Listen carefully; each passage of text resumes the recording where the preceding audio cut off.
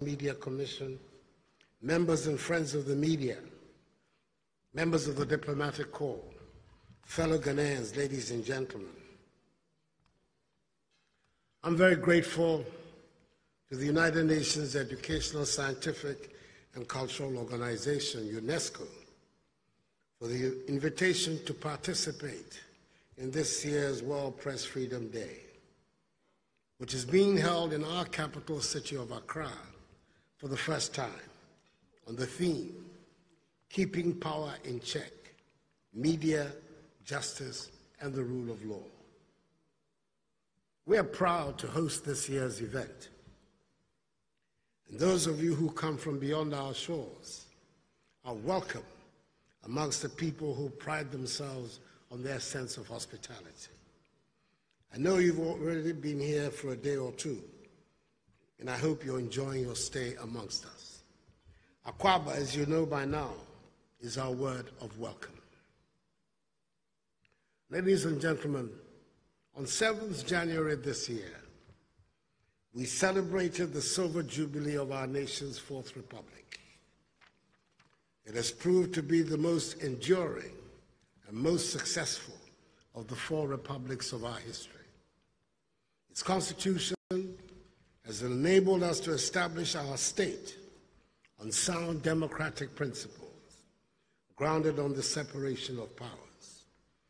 Though the Constitution of the Fourth Republic guarantees freedom of expression, including freedom of the press and other media, as a fundamental human right, and makes elaborate provisions to protect the freedom and independence of the media, the existing laws, which were continued in force by the same Constitution, contained colonial laws in our statute books that were manifestly anti-libertarian and repressive of free speech. That is why, as Attorney General, under the government of the great Ghanaian statesman, His Excellency John Agyekum Kufuor, the second President of the Fourth Republic, I led the process in Parliament for the repeal of the criminal libel law. The repeal, when it occurred on 27 July 2001, was a very happy day for me, representing one of the high points of my public career. The repeal has had a very positive impact on the development of the Ghanaian media, freeing it from unnecessary self-censorship and promoting a robust and critical media culture. In the process, it has contributed to the growth of a vibrant media that has won Ghana the reputation of having one of the most media-friendly and liberal climates on the continent. It has also contributed significantly to the deepening of democracy in our country, enhancing public accountability as a strategic goal of public policy. The parlous justification preferred for the retention of the criminal libel law has been that its repeal has made Ghanaian media practitioners reckless and unprofessional in their work, thereby at times damaging the good image and name of public figures and endangering society as a whole.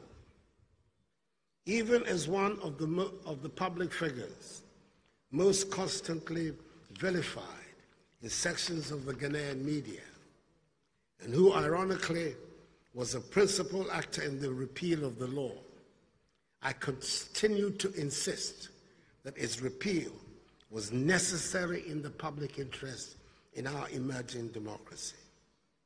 I will say again that I much prefer the noisy, boisterous, sometimes scurrilous media of today to the monotonous, praise-singing, sycophantic one of yesteryear.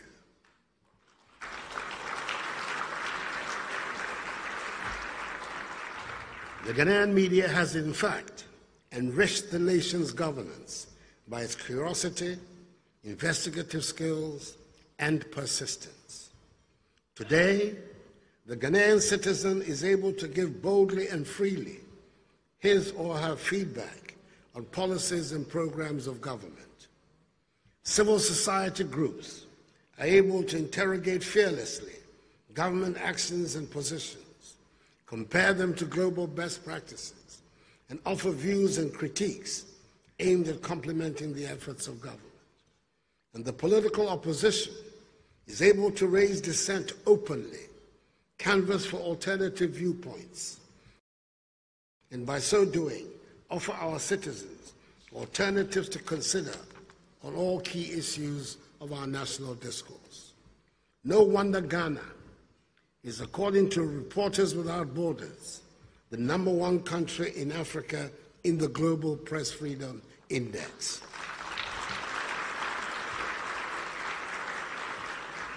Long may it remain so. Nonetheless, we recognize the need for training, critical engagement by society with our media, self-regulation, and insistence on media ethics and journalistic standards by media houses, practitioners, and their organizations as part of the process of building a culture of high standards and professionalism in the Ghanaian media. This has largely been accepted as the means of addressing the current shortcomings and ills of our media landscape. As we celebrate World Press Freedom, it is still disheartening to note that though proven to be a catalyst in spurring the advancement of societies in the 21st century, we still have many countries that frown on or even criminalize free speech. The fact that this year's award winner, Mahmoud Abu Zaid, also known as Shokan, is in jail for, as it were, taking photos, is a signal to us that our generation still has much ground to cover. I use this opportunity to call on all governments the world over to put an end to state-sponsored acts that seek to restrict the practice of journalism.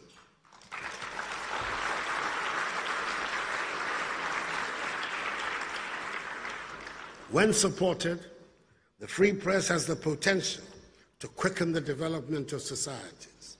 Indeed, a democracy has no place for a media that does not keep a government on its toes. Ladies and gentlemen, on a day like this, it is important to consider some of the emerging challenges to press freedom. Like many other good things, freedom of the press has its own associated risks and inherent challenges, especially in this age of social media. I will focus only on two of these challenges, as I know your deliberations in these 2 days will deal with a good number of them. First is the risk of deliberate misinformation campaigns by some elements in the democratic space. And second is the risk of inadvertent misinformation by media practitioners, often in their desire to be first with the news and thus get a punchy, juicy headline.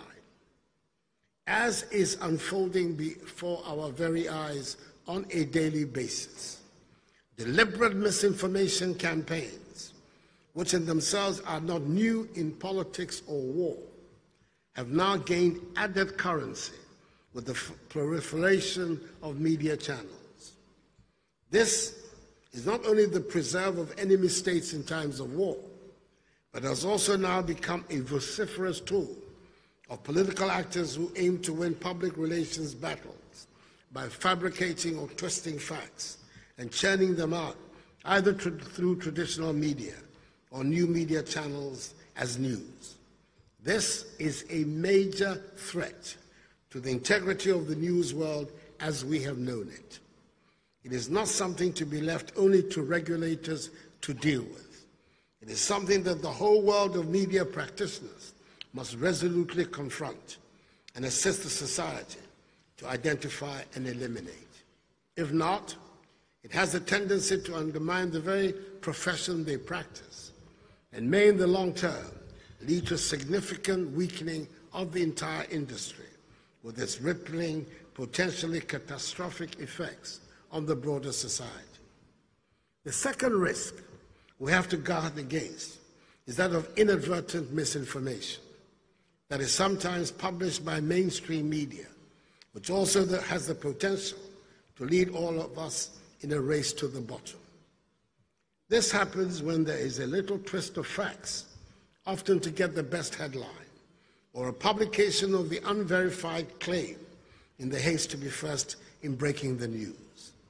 The worrying trend is that in many cases, even after the public has been misinformed and the true facts are later made known, mainstream media often chickens out of an honest, open acknowledgement that we erred. The choice is often to sweep it under the carpet and move on to the next big story. To guard against this second risk, which increases as media channels increase, let me encourage media owners in particular to invest continuously in building the capacity of their staff. The media has immeasurable power to build up the confidence and values of our societies and institutions, and therefore ought to be assisted in being on top of its game at all times. I call on practitioners the world over also to take a second look at the power they wield and the responsibility they owe society, with a view to ensuring that they do not sacrifice integrity and the future of our societies for today's headline or breaking news. In Ghana, we're going further in our exercise to empower the citizen, media, and civil society. The much-awaited Right to Information Bill has now been laid before Parliament. We look forward to its swift passage when Parliament resumes and its full application so that all stakeholders can have access to information with which we can all play our roles in realizing our vision of building a progressive and prosperous Ghana, a Ghana beyond aid. That is our goal, to build a free, prosperous, independent country that will make its own unique contribution to the growth of world civilization. In conclusion, let me congratulate heartily Shokan on the award of the World Press Freedom Prize. He has not been forgotten. I encourage all participants in this two-day event to engage on the many various issues before you with the same candor and passion with which you do your work on a daily basis. And as you go about your deliberations, remember that the sanctity of the future of press freedom is very much in your hands. I assure you that the Ghanaian people will continue to defend the right to free expression to the very end because of their determination to build a free, open society with accountable governance. They have manifested in the Fourth Republic their deep attachment to the principles of democratic accountability, respect for individual liberties and human rights, and the rule of law. It is this attachment that has enabled us to continue to produce intrepid media practitioners such as Elizabeth Ohene, Tommy Thompson, Ibn Kwaku, Cabral Blay Amehir, Kofi Kumson, Kwaku Bako, Akufo-Addo, Yao Graham, Kwesi Pratt, Gina Blay, Gabby Otredako, Egbert Fable Jr., Ken Cranche, Anas Arimiao Anas, Kwame Sefakai, Bernard Avley, and Manasseh Azuri Awuni,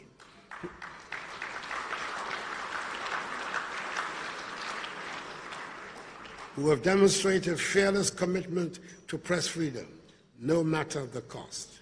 Once again, let me thank UNESCO for honoring Accra with this event, and may God bless us all. I thank you for your attention.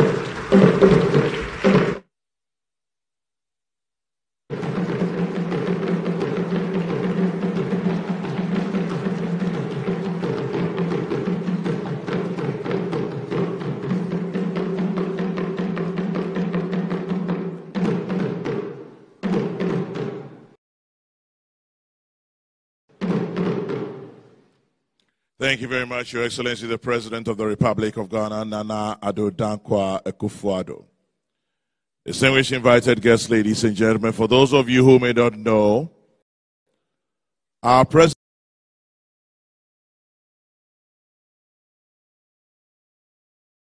has a history of having been in the trenches with journalists from the 70s all the way till today. And so I guess when he was talking about those who have helped to broaden the frontiers of freedom, he was talking about probably his own contributions as well.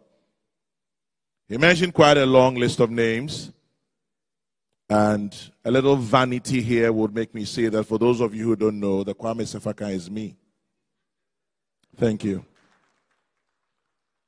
I thought you'd give me a bigger round of applause. How often do you get presidential acclaim on a night like this?